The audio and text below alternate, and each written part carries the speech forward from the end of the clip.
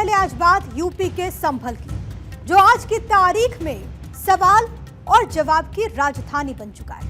सवालों की दीवारों को हटा सरकार सच बाहर लाने में जुटी हुई है। तो वहीं मंदिर में बजती घंटियां क्या आप संभल के इतिहास का सर्वे करती हुई दिखाई दे रही है? ये वो सवाल है जो हर तारीख के साथ मजबूत होते जा रहा है। पहले संभलेश्वर मंदिर की खोज और अब राधा कृष्ण के मंदिर का मिलना। ऐसे में आज हम ये चाहते हैं कि आपको सियासत का संभल नहीं बल्कि हकीकत का संभल दिखाया जाए, विवादों से दूर सच से मिलवाया जाए। संभल के जिस बस्ती में रहते हैं मुसलमान, वहां कैसे मिले हनुमान? ये पूरा ही इलाका एक मुस्लिम बहुल्य इलाका था और यहाँ पर रस्तोगी परिवार रहा करता था। जो रस्तोगी परिवार यहाँ पर जिस समय यहाँ से गया उसके बाद इसकी केयरिंग किसी ने भी नहीं की। संभल सांसद वर्ग के मोहल्ले में जब पुलिस फोर्स पहुंची तो हल्ला हो गया। ये संभल के वही इलाके हैं। ये लगभग ये तमाम आप मकानों को देखेंगे तो इनकी लाइटें तार इनके काट दिए गए हैं और ये पीछे की तस्वीरें देखेंगे, ये तार लटके हुए हैं और ये लगातार यहाँ पर जो बिजली चेकिंग अभियान है वो लगातार जारी है। विधानसभा में सीएम योगी आदित्यनाथ ने जो हिस्ट्री का पाठ पढ़ाया वो हमने तहकीकात में सही पाया। 78 के दंगे के बाद में हिंदू यहाँ पर डर गया। यहाँ पे लड़ाइयाँ झगड़े बहुत हुए, मुसलमान आबादी है यहाँ पे। अब केवल 10% हिंदू बचा अपने यहाँ। अब ये ऐसे जो मंदिर है हमारे सरादीद में अभी कई और बाकी है। संभल में जो भी मूर्ति मिली वो योगी आदित्यनाथ के दावे की पुष्टि करती है। ये राधा कृष्ण मंदिर है जिसके अंदर हनुमान जी की प्रतिमा भी आपको देखने को मिलेगी। सेम उसी तरह का मंदिर है जो शिव मंदिर था, उसी से सिमिलर यहाँ की तस्वीरें हैं बिल्कुल।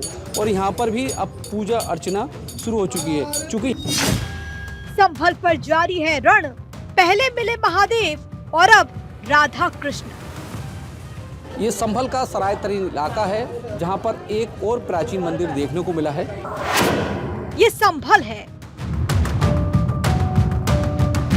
कई शासकों और सम्राटों का घर रहा,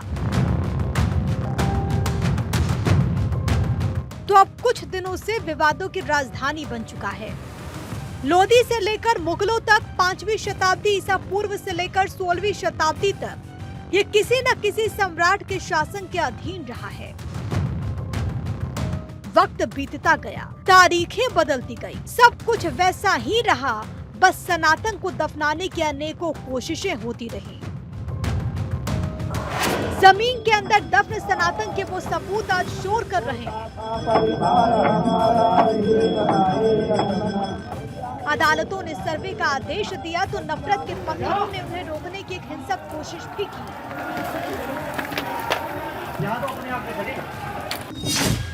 लेकिन रामायण में तो लिखा है, होई है सोई जो राम रच राखा।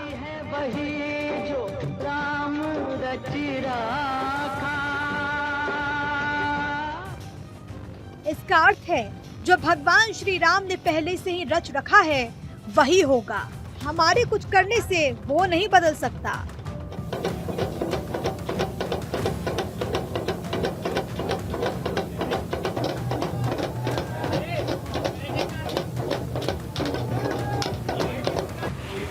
संभल में पहले 400 साल पुराना शिव मंदिर मिला जिस पर साल 1978 से ही कट्टरपंथ का ताला जड़ा हुआ था। तो वहीं अब यहाँ राधा कृष्ण का मंदिर भी मिला है। दावा है कि एक समय ये मंदिर हिंदू परिवारों से घिरा हुआ था, लेकिन समय के साथ हिंदू परिवार डर में पलायन कर गए। तो अब ये इलाका एक मुस्लिम इलाका बन चुका है और तस्वीर ये है कि ये मंदिर भी बीते 4-5 दशक से बंद था। मेरी उम्र 82 साल है जब से मंदिर देख रही हूँ।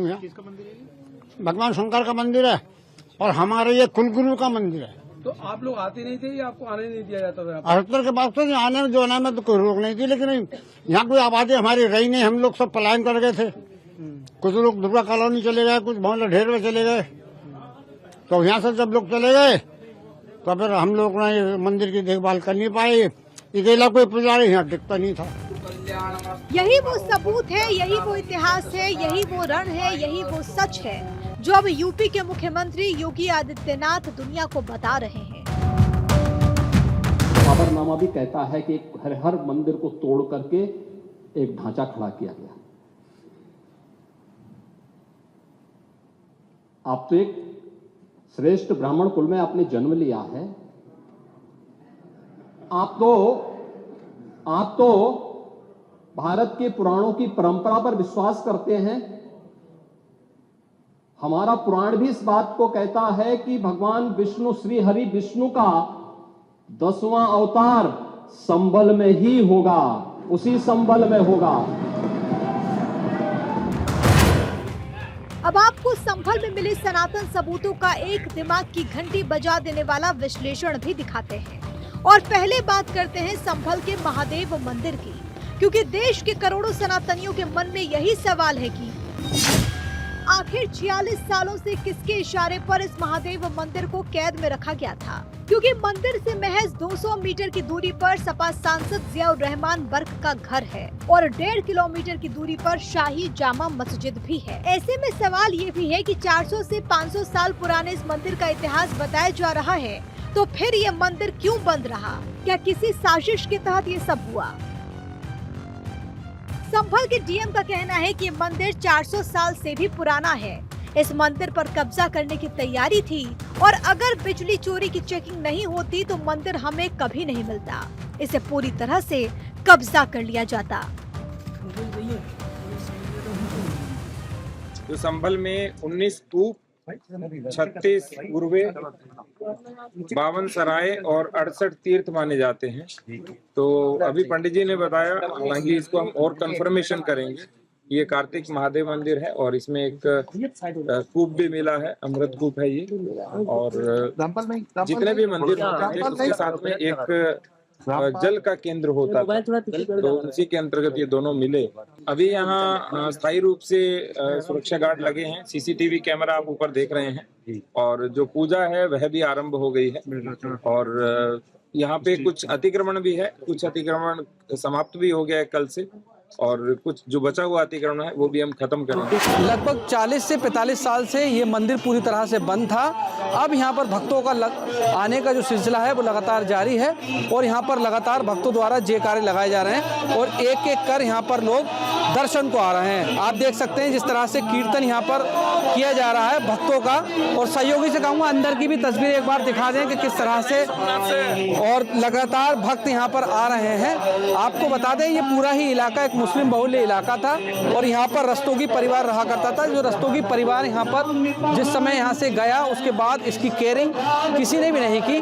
फिलहाल प्रशासन के सहयोग के बाद आप देख सकते हैं महिलाएं भी यहाँ पर आ रही हैं और जिसकी जैसी श्रद्धा है वो यहाँ पर आ रहा है। सोमनाथ से जल लेकर आई हूँ, कल ही सोमनाथ से आई हूँ मैं। कैसा लग रहा है मंदिर? मुझे बहुत अच्छा लग रहा है। मैंने वहीं सुना तो मैंने सोचा मैं वहाँ से जहाँ से जल लेकर जाऊंगी और मैं अभिषेक करूंगी, जलाभिषेक करूंगी। जो शिव मंदिर है लगभग 500 से 600 साल पुराना इसका इतिहास हो सकता है। इसको लेकर एसआई को एक पत्र भी लिखा गया है जिससे इसका सर्वे किया जा सके कितना पुराना है। साल 1978 के बाद ये मंदिर कभी नहीं खोला गया। ये कोई ऐसी वैसी बात नहीं थी, बल्कि यूपी के संभल जिले में उस वक्त जो हुआ था उसने हिंदुओं को पलायन पर मजबूर कर दिया था। संभल के जिस खग्गूसराय क्षेत्र में शिव मंदिर मिला वहां पहले बड़ी संख्या में हिंदू परिवार की मौजूदगी का दावा किया जाता है। साल 1976 और 78 में यहां 2 बड़े दंगे हुए। इसके बाद हिंदुओं का बड़ी संख्या में पलायन हुआ। साल 1978 में भड़की हिंसा इतनी भयंकर थी कि संसद ने संभल में एक फैक्ट फाइंडिंग कमेटी भेजने पर विचार किया था। एक मीडिया रिपोर्ट के मुताबिक संभल जामा मस्जिद के इमाम मोहम्मद हुसैन की साल 1976 में हत्या हो गई थी। मौलाना का परिवार कुछ ही समय बाद यूपी के आजमगढ़ के अहिरौला में चला गया और इसके बाद यहाँ दंगे भड़क गए। इसके बाद ही इस शिव मंदिर में ताला लगा दिया गया। संभल में भड़की हिंसा और दंगों के बाद 29 मार्च 1978 से 20 मई तक कर्फ्यू लगा रहा। इस सांप्रदायिक दंगे में 10 से 12 हिंदू मारे गए। संभल में आजादी के बाद 1 या 2 बार नहीं बल्कि कुल 14 बार दंगे हुए, जिसमें 1956, 1959, 66 में यहाँ हिंदू मुस्लिम विवाद देखने को मिला। इसके बाद 1976 और 1978 में 2 बड़े दंगे हुए। इस दौरान बड़ी संख्या में लोगों की मौत हुई। 2 साल बाद 1980 में यहाँ फिर हिंसा भड़की थी, जिसमें 14 लोगों को अपनी जान गंवानी पड़ी। जो मंदिर आज निकल रहा है 1978 से इन लोगों ने कभी खोलने नहीं दिया उस मंदिर को। जो आज बजरंगबली का मंदिर निकल रहा है, जो वहां पर आज 22 कुएं किसने बंद किए थे? इन 22 कुओं को भी वहां पे बंद किया गया। और वहां का माहौल इतना तनावपूर्ण किसने बनाया था? ये पत्थरबाज कौन थे? एक भी गिरफ्तारी बिना साक्ष्य के नहीं हो रही है। और याद रखना, जिसने पत्थरबाजी की होगी, जिसने माहौल खराब किया होगा, उसमें एक भी बचने वाला भी नहीं है। दंगों में दफन हुए हिंदू मंदिर अब अपने अस्तित्व में वापस लौट रहे हैं। प्रशासन का सर्च अभियान जैसे जैसे आगे बढ़ रहा है, हिंदू मंदिरों के साक्ष्य मिल रहे हैं।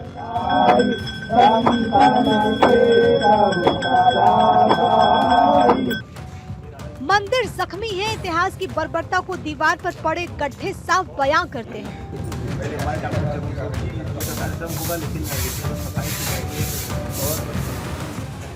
अब संभल के सराय तरीन इलाके में एक और बंद मंदिर मिला है। इस मंदिर को लेकर दावा किया जा रहा है कि ये राधा कृष्ण का है। इसका निर्माण सैनी समाज ने 1982 में कराया था।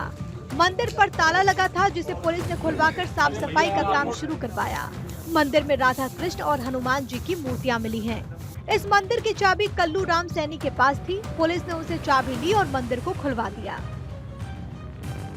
ये राधा कृष्ण मंदिर है जिसके अंदर हनुमान जी की प्रतिमा भी आपको देखने को मिलेगी। सेम उसी तरह का मंदिर है जो शिव मंदिर था, उसी से सिमिलर यहाँ की तस्वीरें हैं बिल्कुल। और यहाँ पर भी अब पूजा अर्चना शुरू हो चुकी है, क्योंकि यहाँ पर जो परिवार पहले सैनी समाज का ये मंदिर कहा जाता है। जो सैनी समाज के लोग यहाँ रहते थे, वो जिस समय यहाँ पर 74 में दंगे हुए, उसके बाद वो परिवार यहाँ से लगातार पलायन करके यहाँ से जाने लगा। और जाने के बाद ये मंदिर भी इस तरह से पुराना खंडर नुमा हो चुका है। जब से धीरे धीरे करके यहाँ पे पलायन होता गया, उसके बाद से मंदिर की पूजा अर्चना सब बंद हो गई है। इसका ताला आज ही खुला है। क्यों बंद हो गई? मतलब क्यों नहीं आते हैं लोग यहाँ? लोग यहाँ पे है ही नहीं थे। जैसे जैसे धीरे धीरे करके पलायन होता गया, लोग चले जाते रहे, मंदिर का ताला लग गया। यहाँ पे लड़ाइयाँ झगड़े बहुत हुए, मुसलमान आबादी है यहाँ पे। अब केवल 10% हिंदू बचा अपने यहाँ। अब ये ऐसे जो मंदिर है हमारे सरादीद में, अभी कई और बाकी है जो हमारे यहाँ अभी सरादीद में मैन बाजार में इन लोगों ने अतिक्रमण कर रखा पूरा। इन्होंने अपना खास साहब लोग हैं और इन्होंने बिल्कुल भी किसी के लिए बोलने तक नहीं देते। मंदिर के निर्माण के लिए बुद्ध सेन सैनी ने जमीन दी थी। उनके पास ही मंदिर की चाबी रहती थी। इस इलाके में सैनी समाज के तकरीबन 200 घर थे, जो धीरे धीरे यहाँ से पलायन कर गए। दावा किया गया कि इस मंदिर को सिर्फ त्योहारों के दिनों में ही खोला जाता था। पूजा अर्चना होती थी और फिर इसे बंद कर दिया जाता था। संभल में मिले महादेव और हनुमान के मंदिर को संभलेश्वर मंदिर का नाम दिया गया। करीब 46 सालों से कट्टरपंथ की मिट्टी में दबा ये मंदिर अब हिंदुत्व के सूर्योदय की गवाही दे रहा है।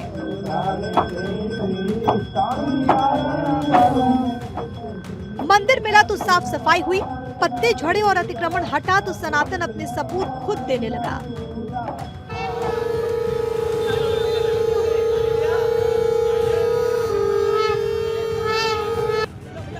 मंदिर के पास जमी धूल को जब हटाया गया तो रहस्यों का गवाह रहा एक कुआं नजर आया। इस कुएं से 3 मूर्तियां निकली। ये मूर्तियां 7 से 8 इंच लंबी हैं। देखने से मूर्ति माता पार्वती जी, गणेश जी और लक्ष्मी जी की प्रतीत हो रही हैं। अभी इसका अंदाजा नहीं लगाया जा सकता।